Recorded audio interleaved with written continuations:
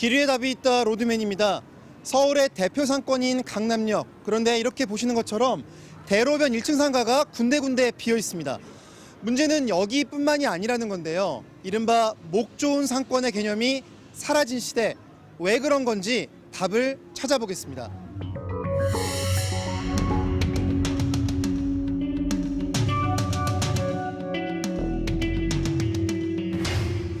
이곳은 서울의 한 복합 쇼핑몰인데요. 일부 상가가 아예 임대료를 받지 않고 있다고 해서 와봤습니다. 한번 들어가 보겠습니다.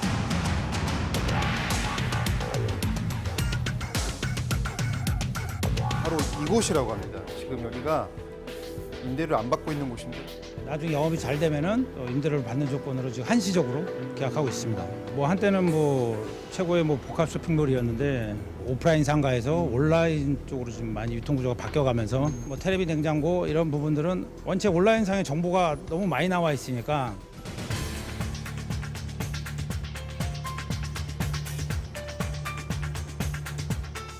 쇼핑몰 측은 결국 온라인의 영향을 적게 받는 웨딩홀 등의 업종으로 상가를 채워나가고 있습니다.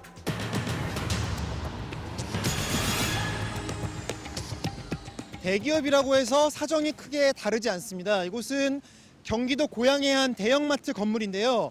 23년간 이어오던 대형마트가 올해 3월에 이렇게 문을 닫았습니다.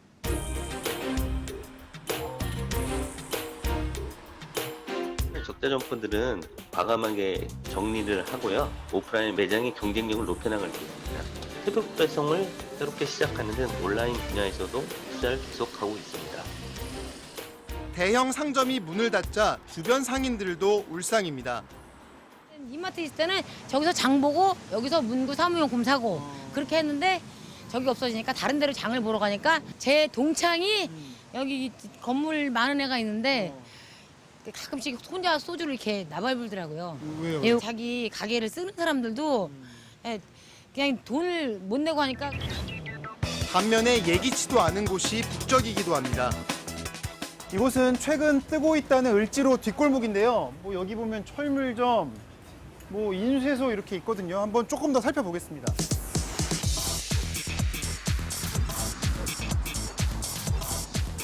여기 보면 지금 간판도 없는데 줄 서 있는 사람 안내도 있고요.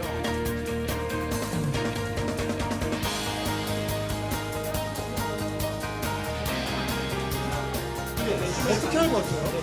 SNS 보고 예뻐가지고 그냥 인터넷이나 아니면 인스타 같은 데 검색해가지고 맛집 찾아가지고 SNS를 보시고 오시는 분들이 70%, 80% 되시지 않을까요? 특색이 있는 곳에 또 특색 있는 가게들이 모여 있다 보니까 대로변에 있는 거는 딱히 특색 없이 길거리에 있는 것 뿐이잖아요. 먼저 전국 중대형 상가 공실률을 보면요. 2년 전에 비해 2%가량 늘었습니다. 주요 상권으로 좁혀보면 훨씬 심각한데요. 중대형 기준으로 광화문 지역의 빈 상가 비율은 무려 7배나 늘었고요. 이태원은 26.5%, 그러니까 4곳 중 1곳은 비어 있습니다. 로드맨이 알아본 것처럼 SNS와 온라인 쇼핑몰의 성장이 가장 큰 원인이겠죠. 올해 전반기에 온라인 판매점에서 결제된 신용카드 금액이 총 2,464억 원으로 오프라인 판매점을 사상 처음으로 앞질렀다고 합니다. 그렇다고 이게 다 온라인 탓이다라고만 할 수는 없겠죠. 그 외에 다른 문제점은 없는지 로드맨이 살펴봤습니다. 여기는 이태원역 사거리입니다. 지금 역에서 나오자마자 살펴보면 이렇게 상가가 그냥 비어 있고요. 조금만 더 가보겠습니다. 이렇게 상가 2개가 연달아 지금 비어 있습니다. 건물 전체가 다 비어 있습니다.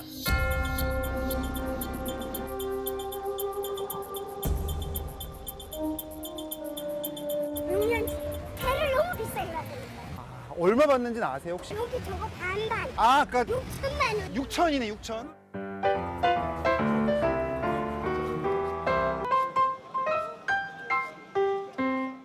매출은 진짜 한 40% 옛날이랑 비교하면 40~50% 떨어져요. 임대료도 반토막 났어요? 아니에요. 임대는 똑같아요. 그러면 저기 가게 주인분께 월세 좀 내려달라고 한 말씀 해주세요. 주인분들 이태원은 옛날 이태원 아니에요. 제발 좀 생각하시고.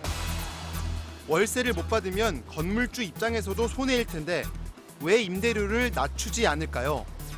자기 건물에 대한 어떤 프라이버시라고 할까? 그런 것을 프라이드. 예, 프라이드 같은 것을 해서 평가를 자기 물건에 대한 평가를 그렇게 하면 되겠느냐.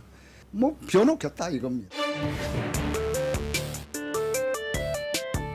이곳은 수년 전부터 도시 개발 계획에 따라 이렇게 아파트도 들어섰고요. 또 바로 옆쪽에는 이렇게 업무 시설도 많이 들어섰는데요. 여전히 이렇게 대로변 상가들이 텅텅 비어 있습니다.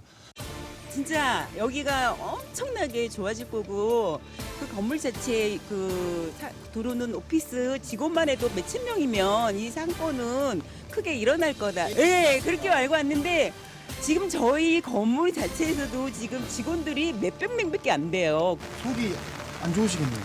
쓰리죠. 그 저한테 분양한 사람 때려주고 저한테 거짓말이죠.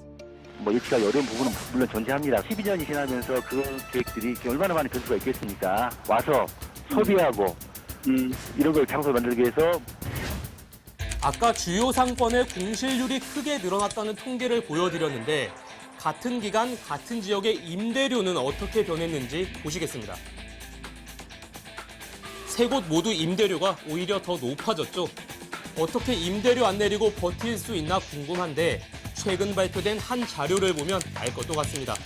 전국 임대사업자 상위 30명이 무려 11,000채가 넘는 임대주택을 보유하고 있는 것으로 나타나는데요. 상가가 아닌 주택 기준이지만 이렇게 건물을 몇 채씩, 많게는 수십 채씩 보유하고 있는 건물주가 많으니 임대료를 낮추지 않고 버티는 게 가능하겠죠.